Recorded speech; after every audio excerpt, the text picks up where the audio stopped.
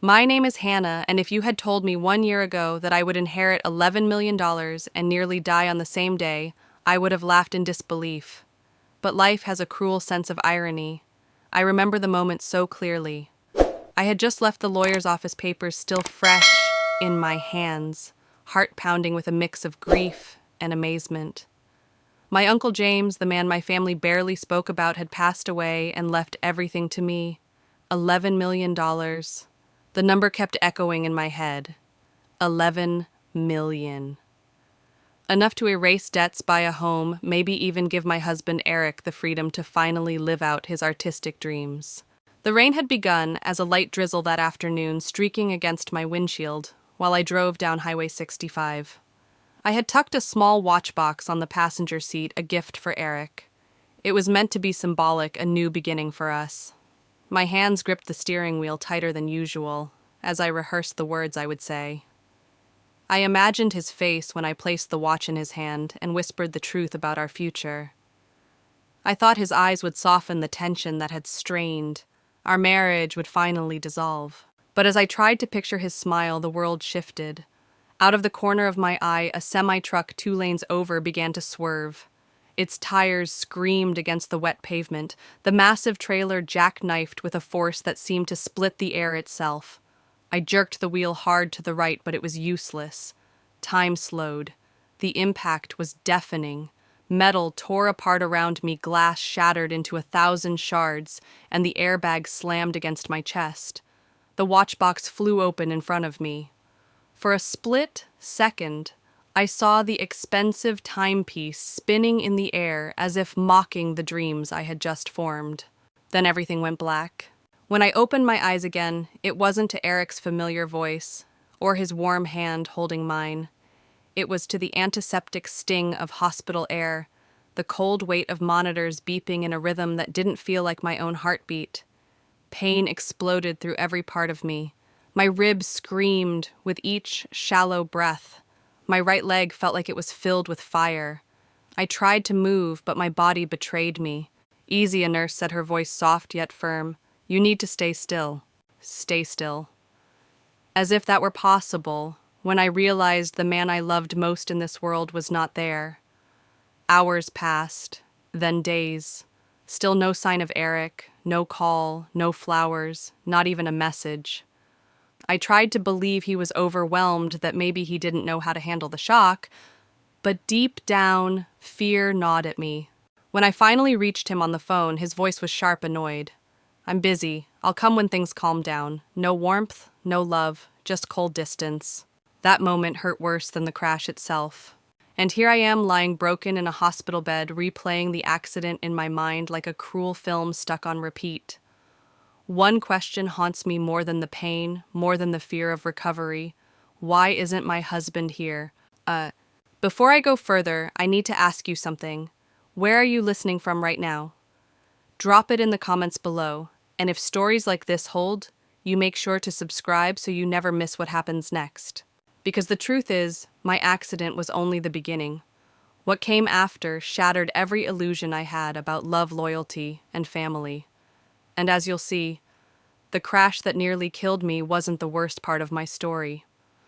I spent the first 3 nights in that sterile hospital room, convincing myself that Eric would walk through the door at any moment.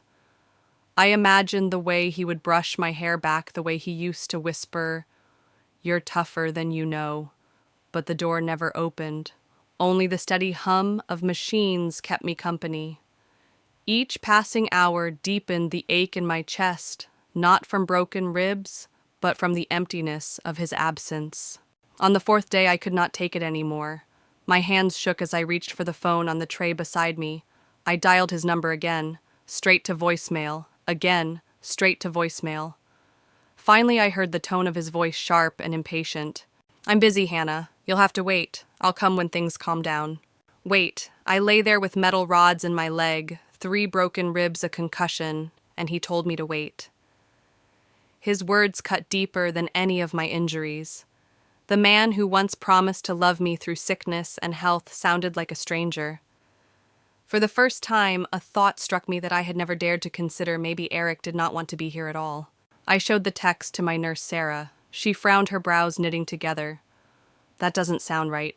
A husband doesn't ignore his wife after an accident like this. She was right. Something was terribly wrong. I tried to eat, but every spoonful tasted like ash. I tried to sleep, but the silence of the night filled my head with darker questions. Was Eric overwhelmed, or was he relieved? And why did the word busy feel like a lie? By the end of the first week, I was desperate for answers. My friend Melanie finally picked up my call. Her voice trembled, thick with unease. Hannah, I don't know how to tell you this. Tell me what. My heart raced. It's Eric. He's been telling people that you didn't survive the crash. Her words hit me harder than the semi-truck. My mouth went dry. What are you talking about? I'm right here. I'm alive. I know, but he's been acting like he lost you. He even held a little gathering at your apartment last week, a memorial. I pressed the phone tighter against my ear, my breath ragged. He told people I was dead. Yes, and Hannah, there's more. He's not alone. He's with someone. Her name's Vanessa. The room spun. My head throbbed, my chest squeezed until I could barely draw air. My husband wasn't just absent, he was already living as if I had been erased from the world. That night I stared at the ceiling for hours, watching the shadows creep along the walls. Betrayal felt worse than any physical wound. I had survived a collision that should have ended me, but the man I trusted most had buried me while I was still breathing. I did not know it then, but this was only the surface of something far darker. Eric's silence wasn't negligence, it was calculation. Every unanswered call, every ignored message, every cold word, it was all part of a plan. But I need to pause here to ask you something. Have you ever experienced a betrayal so deep it felt like you were mourning someone who was still alive? Share your story in the comments. I read them all, and your voice matters here. And if this story has already gripped, you hit that subscribe button so you don't miss what comes next. Because my story was about to unravel further. The man I thought I knew, the man I had sacrificed for, was about to show me who he really was. And the truth would be more terrifying than the crash that nearly killed me. The morning after Melanie's confession, I begged her to come to the hospital. I needed to see her face, needed to confirm I had not imagined what she said on the phone. When she finally arrived, she looked nervous, her hands clutching a bouquet of flowers like a shield. She placed them on the table and sat down without meeting my eyes. Melanie, I whispered, my voice cracked from both injury and exhaustion. Tell me everything. Don't hold back. She hesitated, twisting her wedding ring around her finger, then sighed. Hannah. Eric is with her. With Vanessa. He's telling people you died in that crash. My stomach twisted as if I were falling through an endless hole. With her, who is she? She's younger, maybe mid-20s, works at a gallery. I don't know how they met, but people have seen them together, smiling, celebrating. He even introduced her as his wife. The word wife stabbed me. I pressed my hands to my chest, feeling my ribs ache beneath the bandages. He remarried? While I'm lying here in this bed? Melanie's eyes glistened with guilt. It was fast. Almost too fast. Some said they had a courthouse wedding last weekend. My breath caught. Court papers, marriage license. It all sounded unreal, like some nightmare staged to torment me. My husband had buried me alive, and in the ashes of that lie, he had built a new life with another woman. I turned my head toward the window, refusing to let Melanie see the tears that burned my eyes. Outside, the rain traced crooked lines down the glass, mirroring the fractures in my life. Why, I whispered to myself. Why would he do this? Melanie's voice dropped lower, almost ashamed. People say, he looks happy, like he's finally free. The words carved me open. Free from what? From me. From the years I worked 2 jobs to support him, to keep food on our table while he painted canvases that never sold, I had given everything to hold our marriage together. And now he had not just left me, he had erased me. Later that night, I scrolled through social media on the nurse's tablet. My fingers trembled as I searched his name. There he was, Eric. At an exclusive gallery, champagne glass in hand, Vanessa's arm looped through his. They looked radiant, like a power couple posing for a magazine cover. His caption read, New Beginnings. I dropped the tablet on my lap, my chest heaving. My pulse raced until the monitor beside me beeped in alarm. Sarah rushed in, adjusting the wires, her calm voice trying to soothe me. But I could not be soothed. The truth was seared into my heart. Eric was not coming. He had replaced me, married another woman, and celebrated while I lay broken in a hospital bed. That night I did not sleep. My mind circled the same questions again and again. Had he always planned this? Had he already been with her before the crash? Was my accident the opportunity he had been waiting for? When morning light filtered through the blinds, I was no longer the same woman who had entered the hospital after the wreck. I had lost more than my health. I had lost my marriage, my trust, my sense of safety. So, before I go further, I want to ask you this. If you discovered your partner declared you dead while you were still alive, what would you do? Leave your answer in the comments. Your stories matter. And don't forget to subscribe because the path I took next will shock you. I thought the crash was the worst thing that could ever happen to me. But the real collision was just beginning, the collision between truth and betrayal. And what I discovered about Eric and Vanessa would tear open a secret buried 17 years deep. I thought the pain of betrayal had already reached its peak, but I was wrong. What I saw with my own eyes in those photos burned hotter than any wound.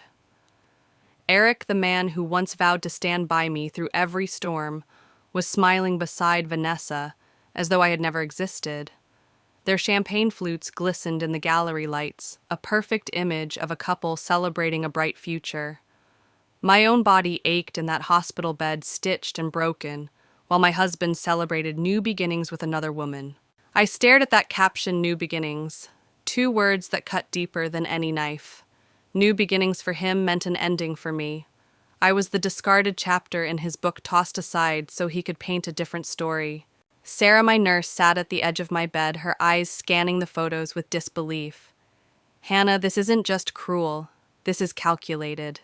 He's not just absent, he's chosen to build an entirely new life." Her words echoed what I already feared. This wasn't a mistake or a phase. This was deliberate. I spent the next hours in silence, staring at the ceiling, listening to the machines track my uneven heartbeat. I wanted to scream, but the pain in my chest kept me prisoner. I wanted to cry, but my tears had dried into something sharper, anger. How could he do this after everything I had sacrificed for him? How could he erase me so quickly? On the 5th day, I decided to confront him directly. I dialed his number again, my fingers trembling. To my surprise, he picked up. Music and laughter buzzed in the background. "Eric," I said, my voice breaking, "I'm in the hospital. I've been here for a week. Where are you?" He sighed, irritated. "I'm in the middle of something important, Hannah. More important than your wife being in critical condition." The line went silent for a moment, and then his voice hardened into something colder than I had ever heard. "I don't have time or money for a loser. Some of us are moving forward with our lives." The call ended. I stared at the phone, my entire body trembling. Loser. He had called me a loser. Me, the woman who worked double shifts so he could chase his dreams.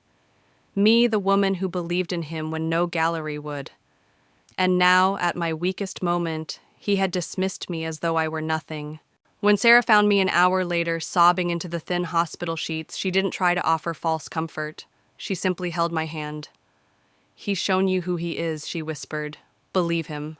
But belief was a bitter pill to swallow.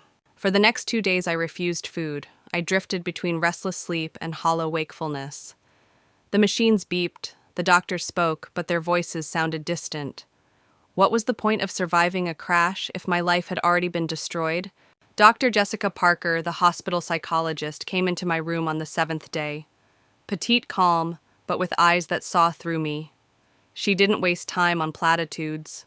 "You've suffered 3 traumas at once," she explained. "The physical injuries from the crash, the emotional betrayal from your husband, and the abandonment in your darkest hour. That weight would crush anyone." Her words pierced me, but they also gave me clarity. This wasn't my weakness, it was my reality. I had been betrayed, yes, but I was still alive. My story wasn't over. And before I continue, let me ask you something important. If you were lying in a hospital bed and discovered your partner called you a burden, what would you do? Share your thoughts in the comments.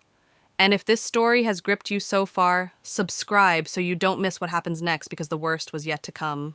Because while Eric celebrated my supposed death, I would soon uncover the depth of his scheme. And the name Vanessa would no longer just mean betrayal, it would unlock a secret I had buried 17 years ago. The psychologist's words kept ringing in my ears. 3 traumas at once. She was right. My body had been crushed, my heart betrayed, and my soul abandoned. But I had no idea the storm was still gathering. The betrayal I had seen was only the tip of something darker, something far more deliberate. 2 days later, my attorney, Mr. Harrison, called. His voice was tense. "Hannah, I've been trying to reach you. Your husband came to my office yesterday. He claimed you had passed away in the accident. He presented papers to prove it." My blood turned cold. Papers. What kind of papers? Death certificates, marriage documents. And he wasn't alone. He brought a young woman with him, introduced her as your sister. He said she was entitled to part of the inheritance. I pressed the phone against my ear, my heart hammering. "I don't have a sister." That's what I thought Harrison said gravely. Her name was Vanessa, French surname. I didn't trust what I saw, so I stalled them. "But Hannah, they are after everything, not just pieces, everything." The truth crashed over me. Eric knew about the inheritance. He knew before I had even told him. The expensive watch and the crushed car, the celebration in the gallery, it all connected now. He had not only betrayed me as a wife, he had plotted to erase me, to take what Uncle James left me, to rebuild his world on the ruins of mine. I clenched my fists around the phone. My ribs ached, but anger gave me strength. He will not win. Not this time. That night, I stared at the ceiling, plotting. If Eric wanted to pretend I was dead, then maybe I could turn his lie against him. Sarah, my nurse, saw the fire in my eyes. "What are you thinking?" she asked softly. "I'm thinking it's time to stop being the victim," I whispered. "It's time to set a trap." With her help, I crafted a plan. The first step, bait him. We borrowed Melanie's phone, and I sent Eric a message. "I know about the inheritance. Hannah is awake. She remembers everything. Fix this before she talks."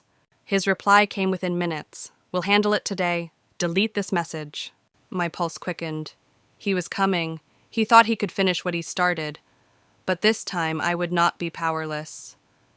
Sarah arranged for a discreet camera to be hidden in the room. Mr. Harrison promised to be nearby, ready with evidence. For the first time since the accident, I felt something stir in me beyond despair resolve. The hours dragged as I waited. I rehearsed what I would say, how I would look at him when he walked in. Would he smirk? Would he beg? Would he pretend again? I did not know, but I would be ready. That night alone in the dim hospital light, I thought of Uncle James. His words in the letter haunted me. "This money is a tool, not a solution. Use it well. Be happy." Remember that true wealth isn't measured in dollars. I realized he had left me not just a fortune, but a chance. A chance to finally see the truth about the man I married. Let me pause here and ask you something. If you discovered someone close to you was plotting to erase you for money, would you fight back or walk away? Leave your thoughts in the comments. And if this story has pulled you in so far, subscribe now. Because what happened when Eric stepped into my hospital room will leave you breathless. The trap was set. The lies had been woven too tightly for him to back out. And soon I would see his mask fall. But what I did not expect was that Vanessa, the woman he had married while I lay broken, would not just be part of his scheme. She would shatter my world again with one sentence: I would never forget. The morning of the confrontation felt heavier than any before. My body still ached from every movement, but it was my mind that refused to rest. I lay propped against the hospital pillows, the camera hidden in the corner, blinking faintly, recording everything. Sarah checked my IV lines, her calm hands steadying me. "Are you sure you want this today?" she asked. I nodded. I can't live in fear anymore. He thinks I'm weak. I need to show him I'm not. By noon, Mr. Harrison slipped quietly into the room carrying his briefcase. He took a seat near the window, out of sight from the door. His presence grounded me. If Eric tried to spin another web of lies, Harrison would cut through it with proof. 2 o'clock arrived. My heart monitor betrayed my nerves beeping faster as footsteps echoed down the hall. The door creaked open. Eric entered first. He looked nothing like the struggling artist I once supported. His blazer was sharp, his hair styled, and on his wrist gleamed a new watch that probably cost more than a month's rent on our old apartment. His eyes flicked to me, not with love or relief, but with irritation, quickly replaced by a mask of concern. "Hannah," he said, his voice dripping with false warmth. "You're awake. We've been so worried." The word lodged in my throat. From behind him stepped Vanessa, slender, stylish, her dark hair falling in waves. She lingered near the doorway, her gaze darting nervously. Eric motioned her forward. "You remember Vanessa, don't you? Your cousin's daughter." I said nothing, only watched as they moved closer. He had always been good at acting, and today he was playing the role of devoted husband.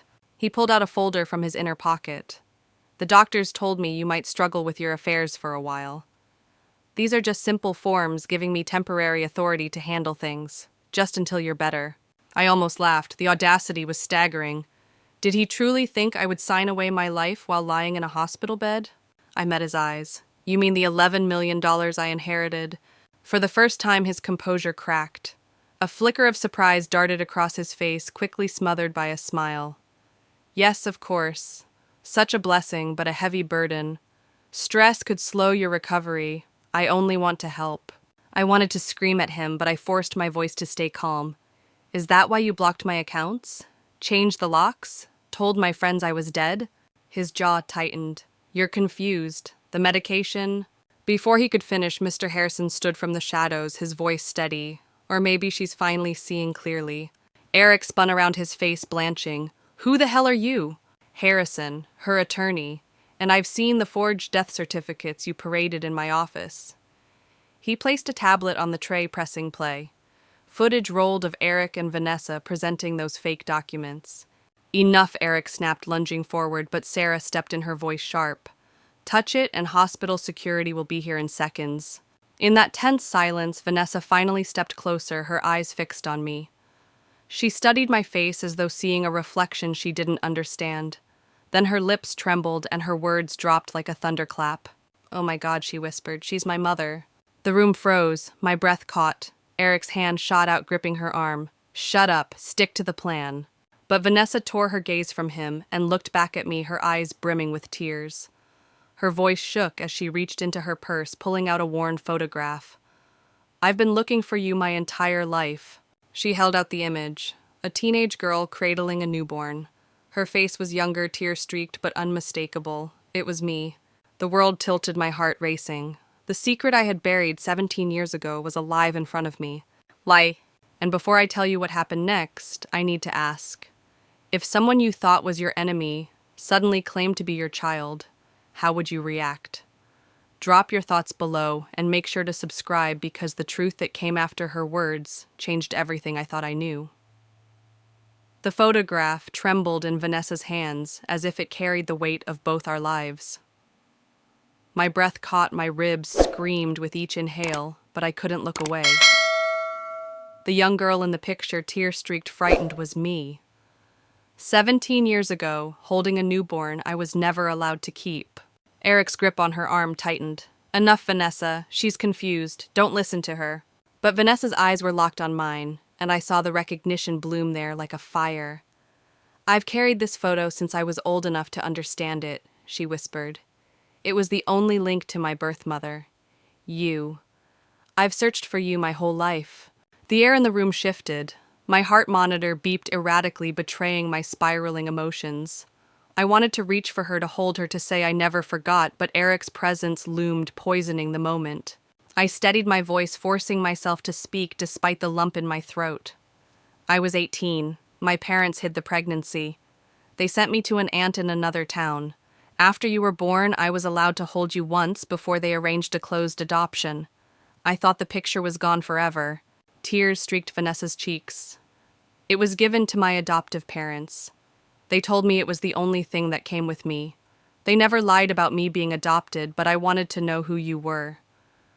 Eric found me 3 months ago. He said you were my mother and that you wanted to reconnect. Eric's face hardened. That's not what happened, she's twisting the story. But the pieces clicked together in my mind, sickeningly clear. The memory box, the hospital bracelet, the photo. I had hidden them years ago. Somehow Eric had found them when we moved last year. He had used them to lure Vanessa into his scheme. I turned to him, my voice sharp. You knew. You used her to steal from me. You didn't just betray me, you betrayed her. Vanessa pulled away from his grasp, her eyes wide with disgust. You told me she wanted this. You told me she was too ashamed to face me. Eric sneered. Don't be naive. It was a mutually beneficial deal. You wanted a mother, I gave you one. I wanted the money, and together we could have had it all. The words stung not just for me, but for her. I saw the hope drain from Vanessa's face as she realized she had been nothing more than a pawn in his con. Mr. Harrison's voice cut through the chaos. Eric, we have you on record for fraud, forgery, and attempted theft. Do you want to add exploitation of a minor to the list? Eric's mask cracked. He slammed his hand on the tray beside my bed, rattling the water glass. You think you've won? This isn't over. Hospital security stepped forward from the hall, summoned by Sarah's earlier warning. But before they moved in, Vanessa whispered something that silenced us all. I don't want your money, she said, her eyes on me. I just wanted my mother. Her words pierced me. My throat tightened as 17 years of guilt, shame, and longing crashed over me. For the first time since the accident, I didn't feel broken. I felt raw, alive, and seen. Eric tried to recover his voice, slick with manipulation. Vanessa, think about what we've planned. Don't throw it away now. She turned on him, her voice shaking but resolute.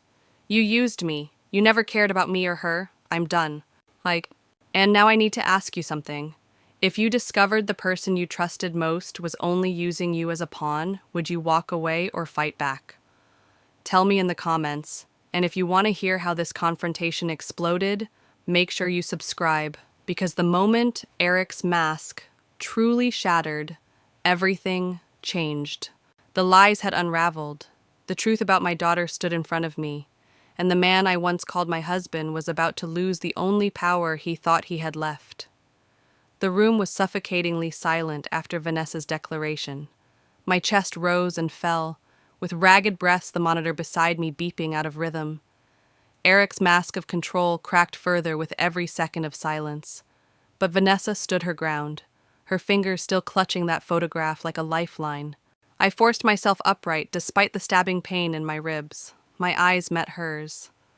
For 17 years I had buried the memory of that night, the night I gave her up, the night my parents told me I had no choice.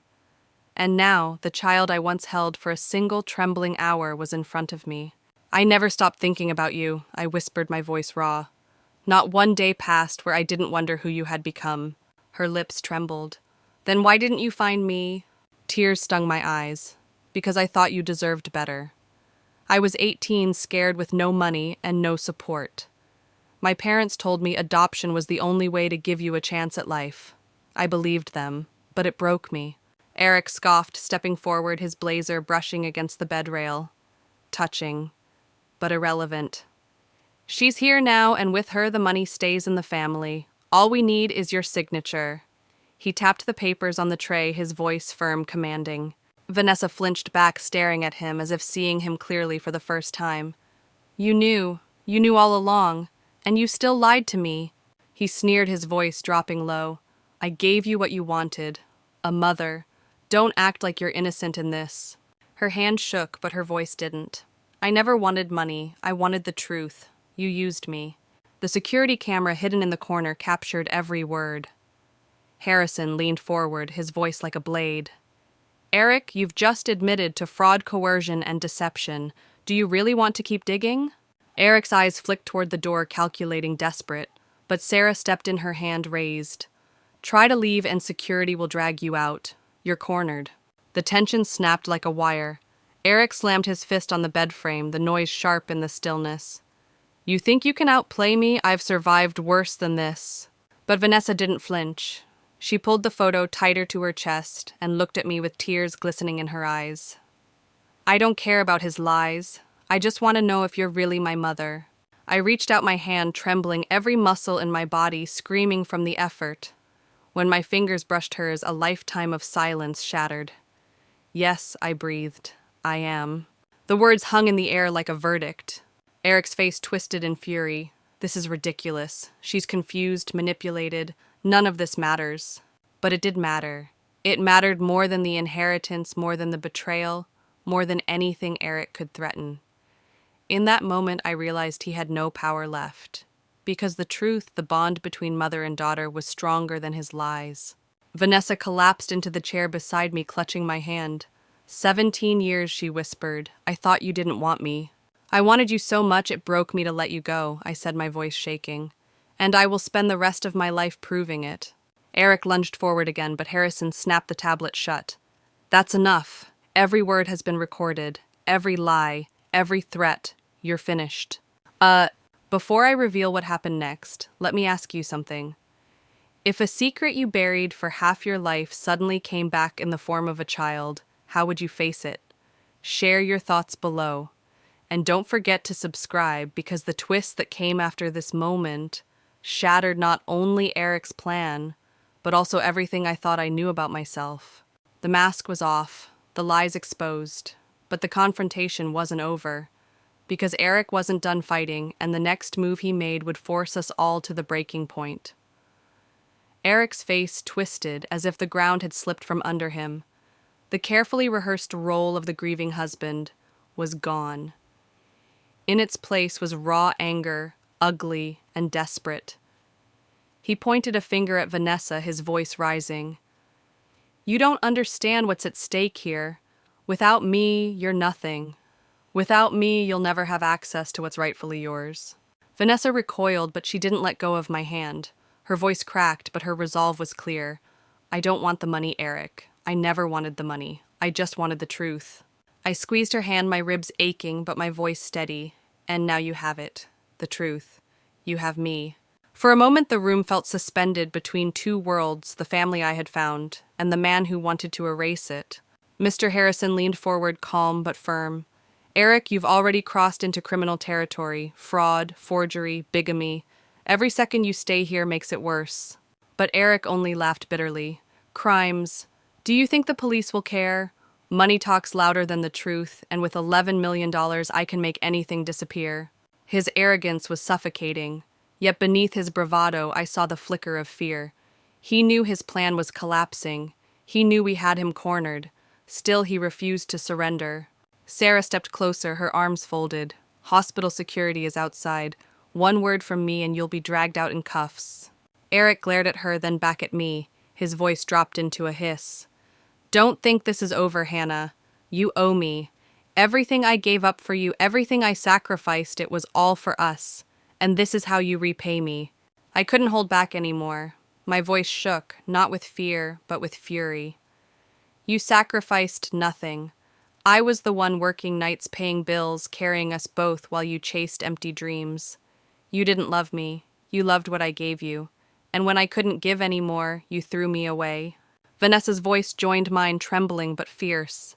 And you used me, lied to me, pretended to care about finding my mother when all you wanted was her money. You don't deserve either of us. For the first time, Eric looked cornered. His eyes darted toward the door as though calculating an escape. Harrison stood. You've run out of options. Everything you've said here has been recorded. You're finished.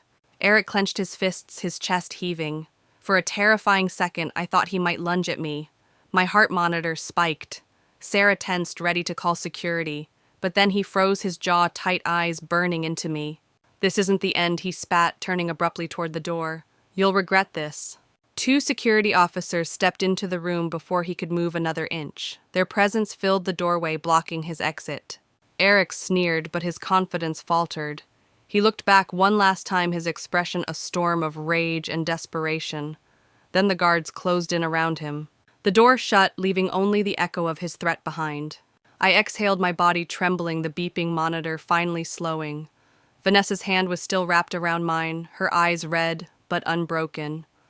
You don't ever have to face him alone again, she whispered. For the first time in weeks, I believed it.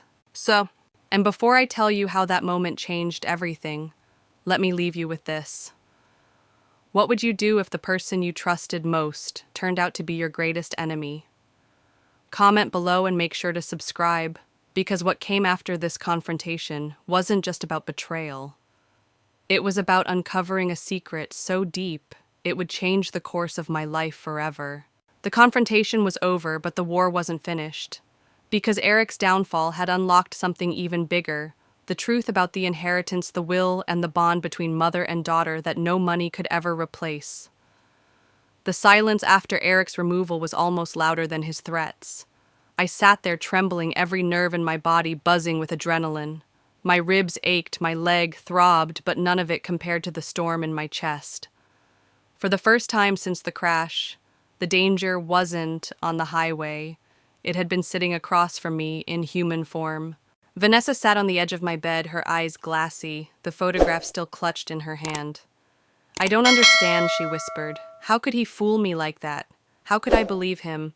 Her voice broke something inside me. I reached for her hand, ignoring the pain that shot through my side.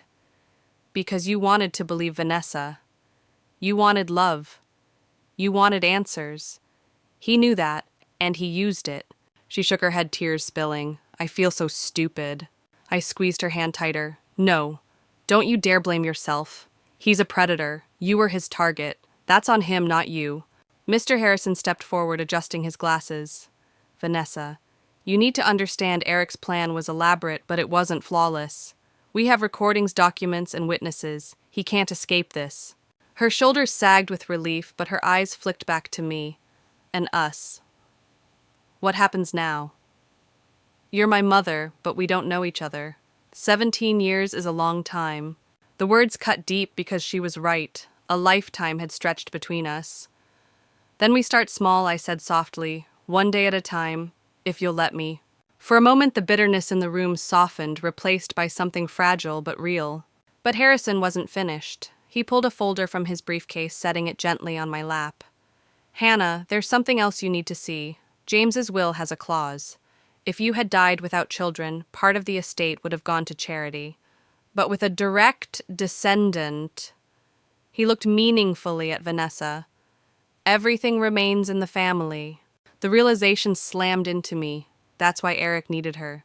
If I was gone, Vanessa would inherit it all, and as her husband, he'd control it. Vanessa's face went pale, so I wasn't just a pawn. I was the key. Her voice cracked with disgust, and she buried her face in her hands. I pulled her into a shaky embrace. My body protested, but my soul needed it. "Listen to me. He may have used you, but he doesn't define you. You're not his pawn. You're my daughter." She sobbed against my shoulder, and for the first time in weeks, I let my own tears fall freely.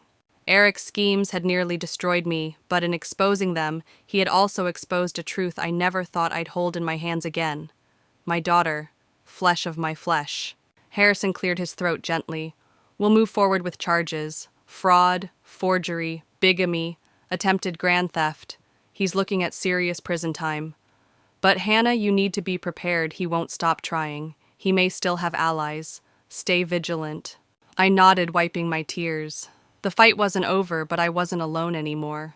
And before I continue, let me ask you this. If someone you loved revealed a hidden child from their past, would it change how you saw them? Tell me in the comments. I want to hear your truth. And don't forget to subscribe, because what happened after this moment forced me to make the hardest choice of my life. Eric was gone for now, but his shadow lingered. And as I looked at Vanessa, I knew my next steps weren't just about survival. They were about rebuilding, protecting, and finally choosing family over fear. The following days blurred together in a haze of police interviews, legal paperwork, and restless nights. Hospital security kept Eric away, but his voice still echoed in my head. This isn't over. Even behind bars, his threat lingered like smoke after a fire. Detective Jennings visited my room, her presence calm but firm. She placed a sealed evidence bag on my tray. Inside was a small prescription bottle with my name printed neatly on the label. But it wasn't a medication I had ever taken. "These were filled 3 days before your crash," she explained. "Powerful sedatives usually prescribed for severe insomnia. Did you request these?" I shook my head, my stomach turning. "No, I've never needed sleeping pills." Her jaw tightened. "We believe Eric may have been slipping them into your drinks. Neighbors reported seeing you unusually disoriented in the weeks before the accident. The truth chilled me to the bone. He hadn't just abandoned me. He may have been preparing to erase me long before the truck hit. Was the crash fate or part of his plan? I would never know for certain, but the thought made me nauseous. Mr. Harrison returned the next morning, his tone clipped but reassuring. The evidence against him is overwhelming. Fraud, forgery, attempted theft, and now possible poisoning. He won't talk his way out of this. But even as the case built itself around Eric's downfall, my gaze kept drifting to Vanessa. She sat beside my bed most days, quiet, almost timid. Sometimes she asked questions about my childhood, my favorite books, the music I used to love. Other times she simply held my hand as though afraid I might vanish if she let go. One afternoon she whispered, "I don't know how to be your daughter." I turned my head to face her, my throat tightening. "And I don't know how to be your mother. But we don't have to know right now. We just have to try." Her smile was small, tentative, but real. In that fragile moment, I felt something Eric could never understand: hope. Still nights were the hardest. I woke often in cold sweats, haunted by memories of shattered glass and Eric's words. The betrayal replayed like a cruel loop. I would close my eyes, and instead of relief, I saw him smirking in that gallery, Vanessa on his arm, champagne raised high. But then I would glance at the chair beside me, where my daughter often dozed off with the photograph clutched in her hand, and I knew I wasn't alone anymore. Sarah, my nurse, leaned in one evening after adjusting my IV. "He wanted to destroy you, Hannah, but look, you survived the crash, you exposed him, and you gained something he never expected." She was right. Out of the wreckage of betrayal, I had found my daughter. Now let me ask you something. If you uncovered proof that someone you trusted was secretly trying to harm you, would you forgive, or would you fight until justice was served? Share your thoughts below, and don't forget to subscribe. The next part of my story reveals how Eric's final downfall became the beginning of a new chapter I never imagined. Because while Eric's world was collapsing, mine was slowly being rebuilt, not with money, but with a bond stronger than any fortune could buy. The day Eric was officially charged felt like breathing after weeks underwater. Fraud, forgery, bigamy, attempted theft, and possibly poisoning his crimes were stacked high enough to crush the mask he had worn for years. But instead of feeling triumph, I felt a strange emptiness. The man I once loved was gone, and in his place stood a criminal who had nearly destroyed me. Vanessa sat with me during the court updates, her eyes flicking between the lawyer's notes and my face. She seemed as shaken as I was, though, for different reasons. "I don't know how to process this," she admitted quietly. "For months he told me he was helping me find my mother, and the whole time he was building a trap for both of us." Her voice cracked and guilt clawed at me. "None of this is your fault," I told her firmly. "Eric preyed on both of us. He twisted your hope into leverage, just like he twisted my love into chains. But we're free of him now." She nodded, but her eyes shimmered with unshed tears. I thought I was starting a new life with him, and instead, I was walking straight into a nightmare. I reached for her hand. "You've been through hell, Vanessa, but you're stronger than you think, and you're not alone anymore." For a long moment, we just sat in silence, holding on to each other. For 17 years, that connection had been severed. Now it was fragile, tentative, but real. Later that evening, Sarah wheeled in a tray of food I could barely stomach. She gave me that pointed look only nurses can give. "You're healing, but you need more than rest. You need a reason to fight." And sometimes she glanced at Vanessa family as the best reason. Her words sank deep. Maybe this was my reason to keep going to rebuild. Not because of the money or revenge, but because of the daughter I never thought I'd see again. But even as I embraced this fragile hope, Harrison warned me there was still danger. Eric isn't done. Men like him rarely surrender. He will twist, manipulate, and fight until the last second. Be prepared. And he was right. The next court date revealed just how far Eric had been willing to go. Harrison presented falsified emails, fake contracts, and even forged letters Eric had created to make it appear as though I had entrusted him with my inheritance. He had been preparing this scheme long before my accident, planting evidence to rewrite history in his favor. Hearing it laid out in the sterile courtroom chilled me. It wasn't just betrayal, it was premeditation. He hadn't stumbled into greed. He had built his future on erasing me. When we left the courtroom, Vanessa walked beside me, her steps slow, her shoulders heavy. Finally, she said, "All my life I imagined finding you, but not like this. Not in the middle of lies and courtrooms." I stopped, resting my hand on hers. "Sometimes the truth comes in storms, Vanessa. But storms wash the world clean. They make room for something new." Her eyes searched mine, and for the first time she smiled. Not the uncertain, shaky smile of a girl lost, but the beginning of something stronger. Before I reveal what came after this turning point, let me ask you. If you discovered someone you trusted had staged years of lies just to control your future, would you confront them or walk away forever? Tell me below, and if you're still with me in this journey, subscribe now, because the twist that came after this moment tested both me and Vanessa in ways we never imagined. Because Eric's lies were finally collapsing, but what came next wasn't just about him. It was about us, mother and daughter, choosing what kind of family we wanted to become.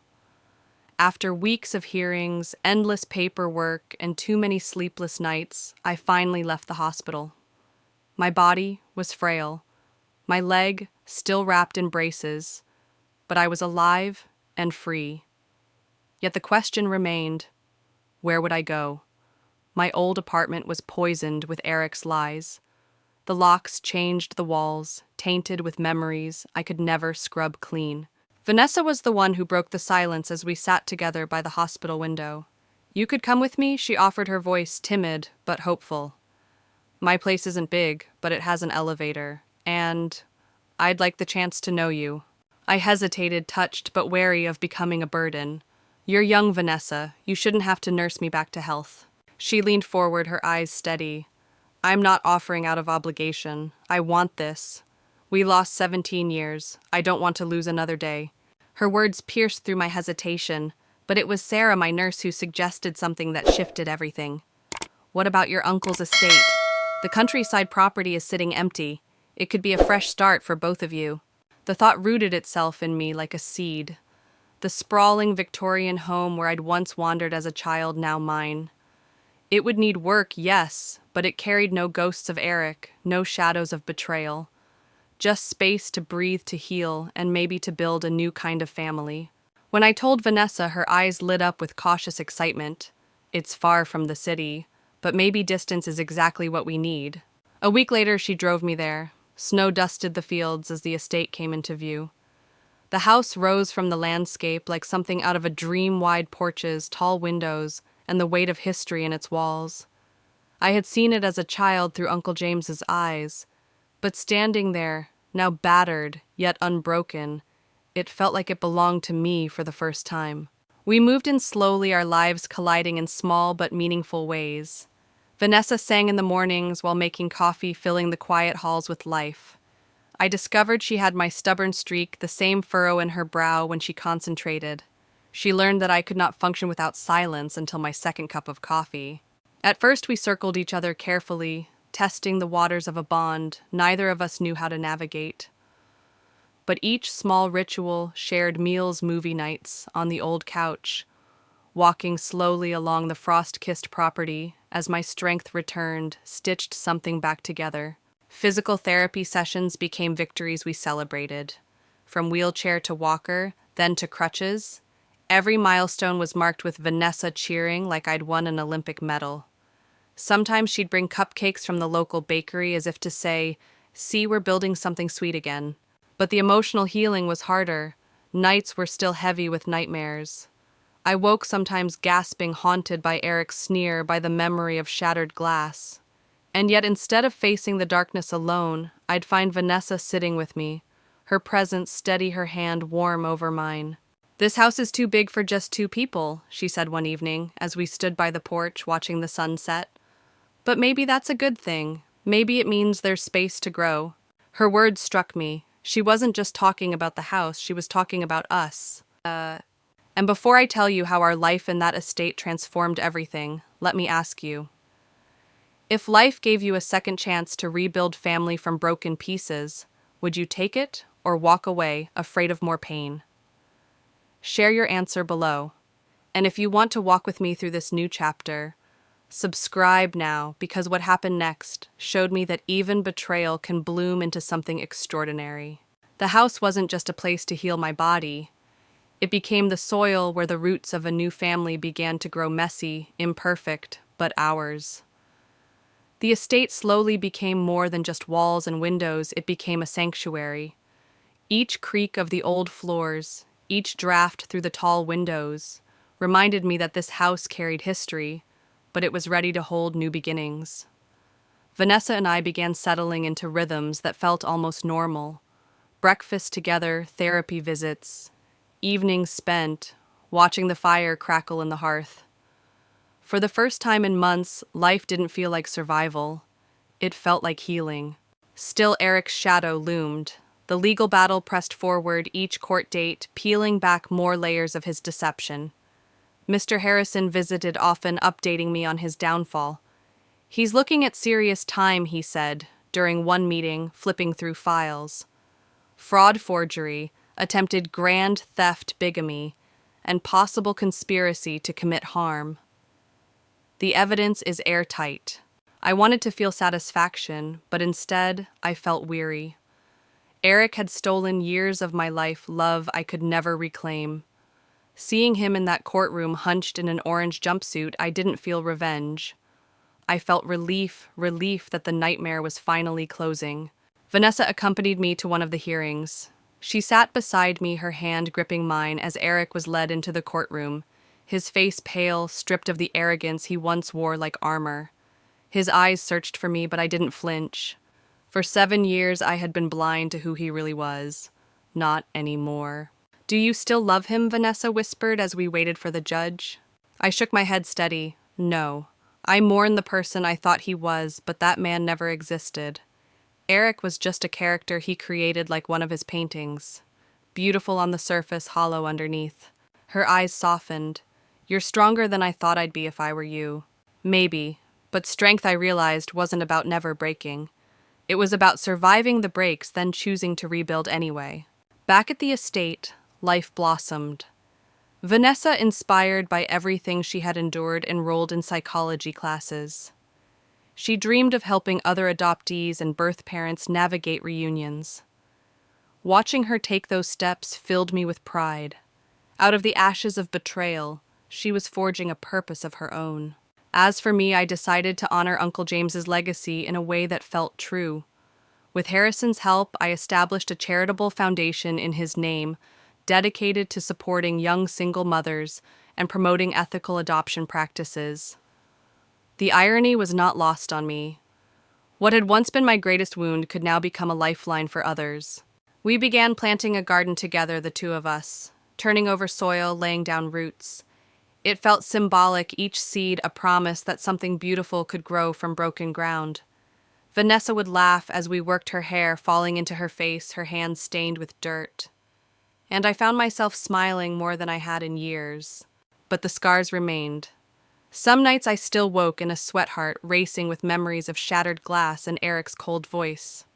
Yet when I looked across the hall and saw Vanessa asleep in her room, the fear faded. Because I knew I wasn't alone anymore. Detective Jennings visited again before the final sentencing. She confirmed what I already suspected: Eric's time was over. 8 years behind bars. It wasn't enough to erase what he had done, but it was enough to protect us. Standing outside the courthouse that day, I inhaled the crisp air, letting it fill my lungs. Vanessa slipped her arm through mine. "It's over," she said quietly. "Yes," I replied, "but it's also just beginning." And now I want to ask you, if you had the chance to turn your deepest wound into a mission that helped others, would you take it or let the pain define you? Tell me below, and if this journey has touched you, subscribe now, because the way my story ends might change how you see your own. Justice had been served, but justice wasn't the end. Healing, love, and the fragile bond of a new family, that was where the real story began. 1 year after the crash, the estate looked nothing like the empty house I had first entered. The halls echoed with laughter, the kitchen smelled of Sunday dinners, and the garden we planted together bloomed wildly in the spring sun. It wasn't just a house anymore, it was home. That day I gathered everyone who had carried me through the darkness. Sarah, who had stayed by my side in the hospital when no one else did. Dr. Jessica, the psychologist who gave me the words to understand my pain. Detective Jennings, who fought for justice when I didn't have the strength. Mr. Harrison, who shielded me legally when Eric tried to strip me of everything. And of course, Vanessa with her adoptive parents, Diana and Mark, whose kindness and generosity humbled me. We sat around a long wooden table in the dining room. Light streamed in through the tall windows, illuminating faces that represented survival, truth, and new beginnings. Raising my glass, I said, "To unexpected journeys, and to the people who help us survive them." As the words left my mouth, I realized how true they were. I had lost a husband, but I had gained a daughter. I had lost illusions, but I had gained clarity. I had lost my old life, but in its place, I found one infinitely more real and satisfying. Later that evening, after everyone left, Vanessa and I sat on the porch steps, the stars above us glittering like 1,000 tiny lanterns. She leaned against me, her voice soft. "Do you ever regret it? Not just the adoption, but everything after the crash. Eric, the betrayal." I thought for a long moment. Regret means I'd choose differently if I could, and I wouldn't. Because if none of this had happened, I might never have found you again. Sometimes the worst things in life clear the path for the best things. She smiled through tears. "You sound like one of my professors." I laughed, but her words sank deep. Maybe pain really does carry wisdom if we're willing to listen. The inheritance no longer felt like a weight. It became a tool, just as Uncle James had written in his final letter. Together, Vanessa and I used part of it to fund scholarships for young single mothers, to support ethical adoption practices, to build something good out of the ashes of betrayal. It was a way of honoring him and of healing both of us. Still, scars remain. Sometimes I wake in the night hearing the echo of Eric's voice, feeling again the coldness of his betrayal. But then I remember his downfall. I remember the look on Vanessa's face when she chose truth over lies. And I know I am no longer defined by what he did. I am defined by what I chose after. As the stars glittered overhead, Vanessa asked, "What are you thinking about?" I looked at her, my daughter, the proof that even broken stories can be rewritten. That sometimes, I said, you have to survive a crash to finally find your way home. And before I close this chapter, I want to leave you with a thought. Have you ever faced a betrayal so deep that it forced you to rebuild from nothing, only to discover that what you built was stronger than what you lost? Share your story in the comments, and if mine has touched you, subscribe now, because stories of resilience and second chances can remind us all that even our darkest nights can lead to dawn. The road here was paved with shattered glass and heartbreak, but in the end, I found my freedom. I found my daughter. And I found that true wealth has nothing to do with millions in the bank. It's the people who stand with you when everything else falls away. When I look back now, it feels like two different lives. The first was full of illusions, working endless hours to keep a marriage afloat, believing loyalty would one day be rewarded, convincing myself that sacrifice was the same as love. That life ended on a rain-slick highway with shattered glass and twisted steel. The second life began in a hospital bed, surrounded not by the person I thought I could depend on, but by strangers who became my lifeline. Nurses who held my hand, a psychologist who gave me words to breathe again, a lawyer who fought for me when I couldn't fight for myself. And in the middle of it all, the daughter I thought I had lost forever, returning to me not as a child, but as a young woman searching for truth. Eric's betrayal was devastating, but it was also revealing. It stripped away the mask I had been living under for years. Money didn't corrupt him. It simply revealed who he had been all along. And though his choices left scars, they also forced me to see what mattered most. Now, when I walk through the halls of Uncle James's estate, I no longer feel like a guest. I feel like its keeper, carrying forward his legacy in a way that honors both him and the future Vanessa and I are building. The garden blooms brighter each season, not just with flowers, but with proof that healing is possible. Life is quieter now, but richer. Every shared laugh with my daughter, every dinner with her adoptive parents, every plan for the future reminds me that strength isn't about never breaking. It's about piecing yourself back together even stronger, even clearer. And in that clarity, I've learned this sometimes, our most painful crashes don't destroy us. They redirect us home.